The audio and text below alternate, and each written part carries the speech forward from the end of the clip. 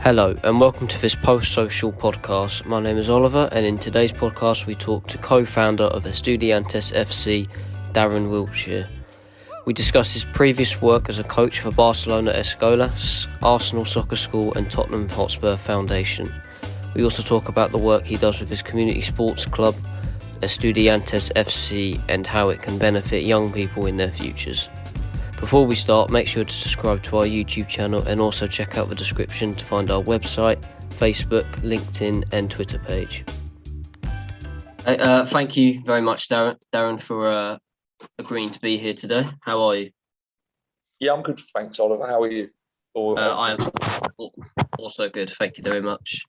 Do you want to give a brief description of yourself and what work you do? So my name's Darren Wiltshire. I'm working in North London. I work at Haringey Sixth Form College as a sports development officer, and then alongside that, I run Estudiantes, which is a sport for development organisation for young people in North London. Right, very good. You've worked with a lot of big names in football, such as Barcelona Escola, Arsenal Soccer Schools, and Tottenham Hotspur Foundation. Could you talk about some of the experiences you had learned from the work you did with them?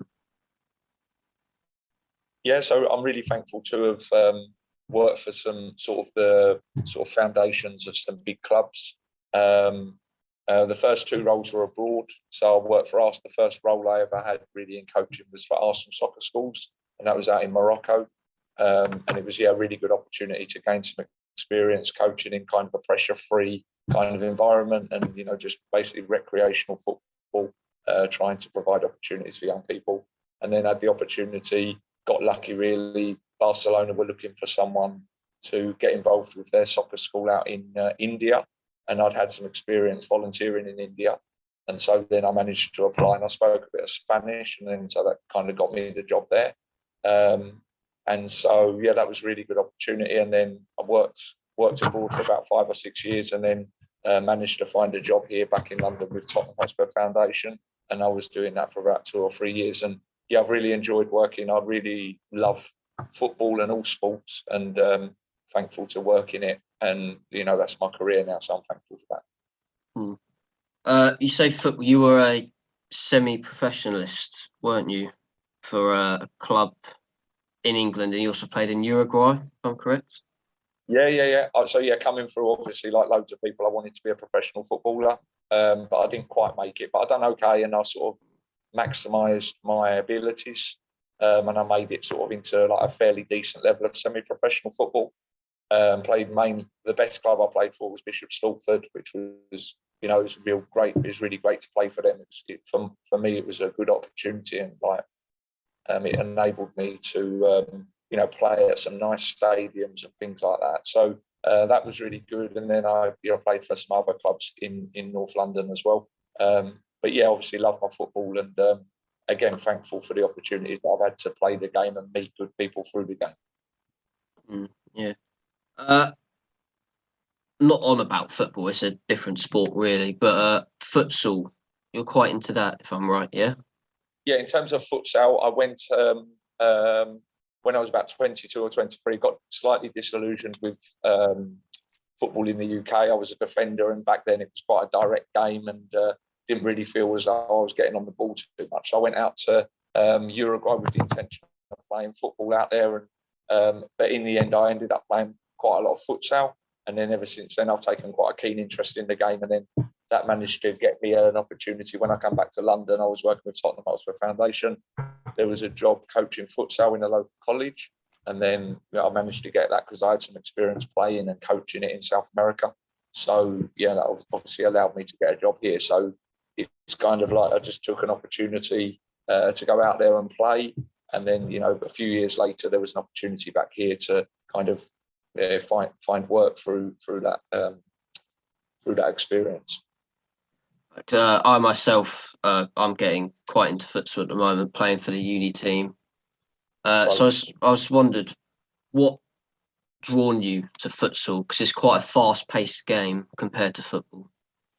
Yeah, I think yeah, as I was saying, I think certainly for me, because I was a defender in football, and I just think, obviously in futsal you do get a lot of the ball, so every couple of seconds, or every 10 or 15 seconds, you are sort of very actively involved in the game, getting lots of touches of the ball, decision making, shots on target, and trying to be creative. And so I just obviously really enjoying that. I think everyone who plays football, everyone wants the ball, and so in futsal you do get a lot of the ball. So that was my reason for doing it. And then I think that maybe there's an idea when you talk to people who don't know too much about futsal, they think it's all about extravagant skill and things. But I actually find futsal is all about sort of the very basics of the game. So good control, passing, and probably my passing is one of my better attributes. So it did kind of suit me, and I've been able to play futsal up until maybe a year ago when I've finally sort of retired, and now I just focus on my coaching. Right, very good. Moving on from futsal, you also had a bit of time as a performance analyst. Could you talk about that time? Yeah, that was so when I left college, I'd done my A-levels, and then I worked up in London for a company called Opta, who do data. They're basically data for football. So, if you see in the newspaper possession and shots on target, how many passes different players have made, a lot of that data is coming from a company called Opta. And so I worked for them for 10 years. And then on the back of that, I got a really good opportunity to go and work for the Rwanda national team as a performance analyst. So that was a really good experience. Went out there for a couple of months, and they were hosting CHAN, which is essentially the African Nations Cup, but for players based only in Africa. And so that was a great experience, being part of a national team setup, in and around elite football. And Johnny McKinstry, who was the coach out there at the time, he was kind enough to give me that opportunity. And, I remain very thankful for that, because it was a great experience. But if I'm entirely honest, I do enjoy sort of being more active in terms of coaching. Obviously, I have spent a lot of time watching football through my time at Opta, but I do very much prefer to be out on the pitch, trying to, maybe have a very direct influence on the game. Whereas, obviously, with performance analysis, although it's very important, it's not really something I want to do in the longer term.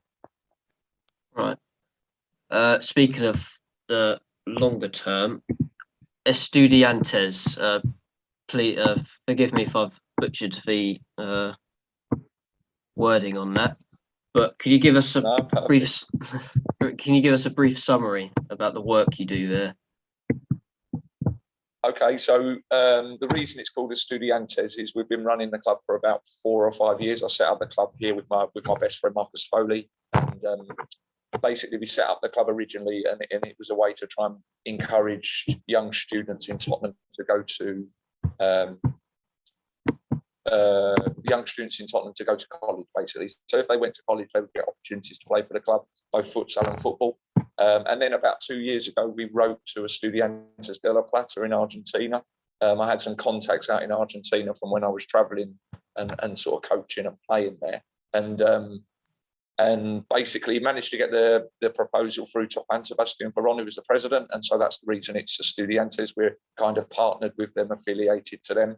So we run the project in their name. And essentially, it's a sport for development organisation. So we provide high quality sports provision with the aim of encouraging students to go to college. And if they go to college, they get opportunities to play for the club.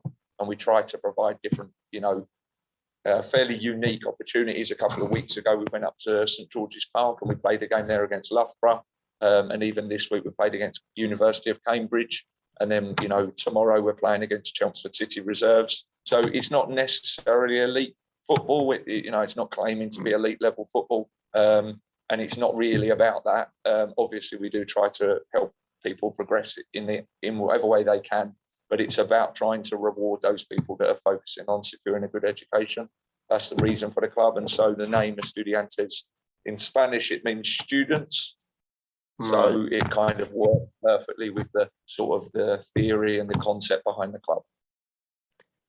Very interesting.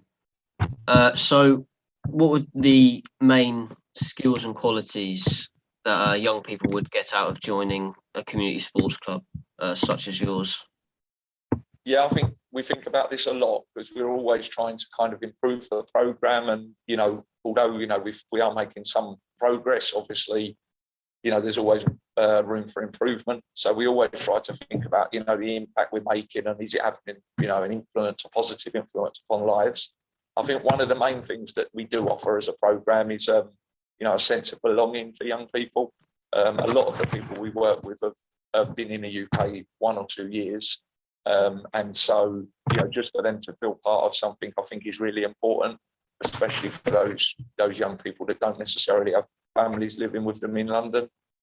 So that's a really important part of the club for us, a sense of belonging, and feeling as though they're part of something positive.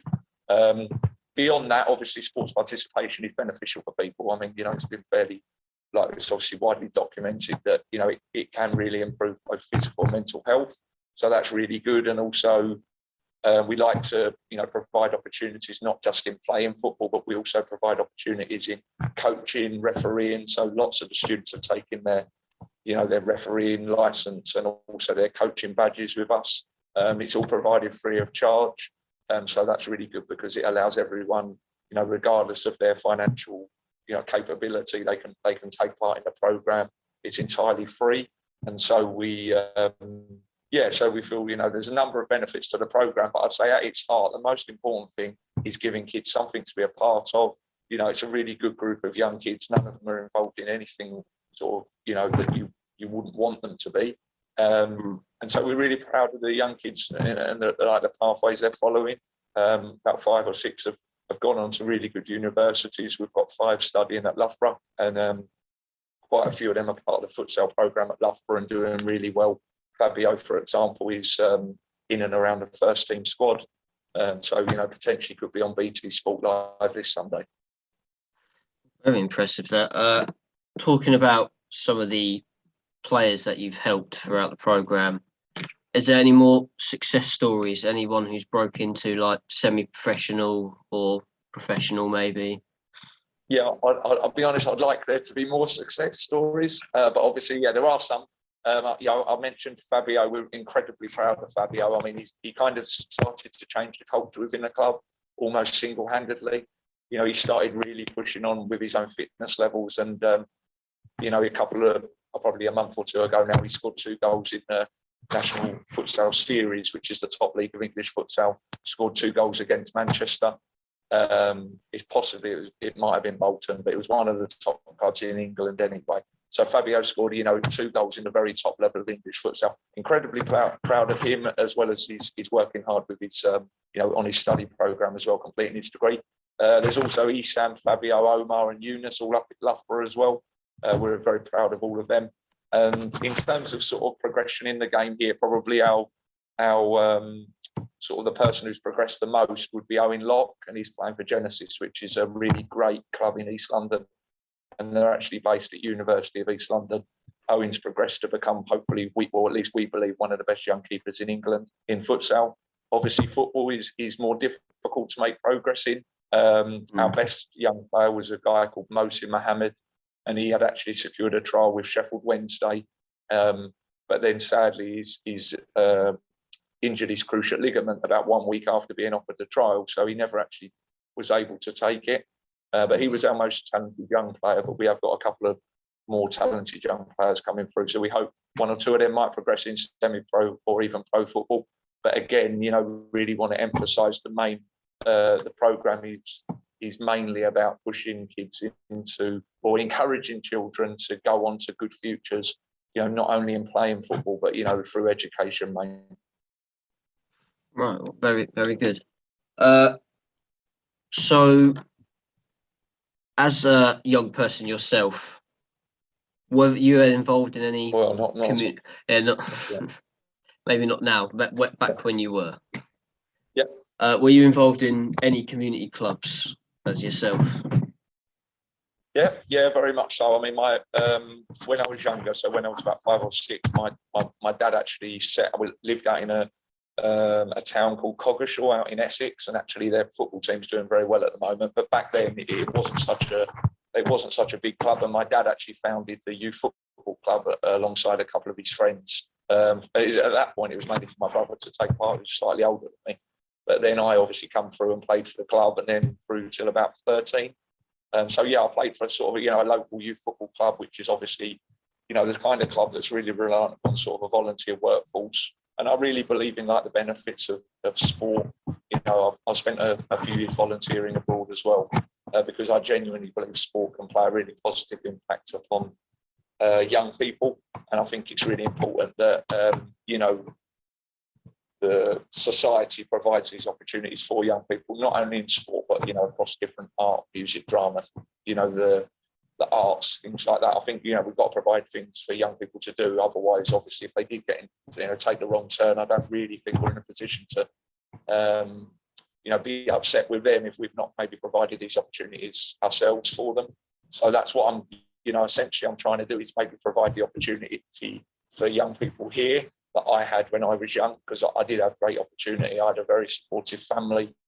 My mum and dad, they'd always drive me to different games and training and, all different things, maybe taking me, giving me the opportunity to travel abroad through my football, supporting me on a week, on a daily basis in everything I wanted to do. So, I'm doing my best to try to provide that for other young people. And obviously I wanted to, thank again Marcus, who I run the club with, because obviously without him, I certainly couldn't run the club on my own. So he's been very supportive, as have a number of other young other people. Like, we've got a really good coach called Joe, who helps the club a lot, and Maria helps out with welfare as well. Right. Well, thank you very much for talking with me today. Learned a lot here, and glad to hear what you said. Thanks a lot, Oliver. It's good to talk to you, and thanks for your time, and best wishes for your future. Thank you very much. Cheers, Oliver. Take care.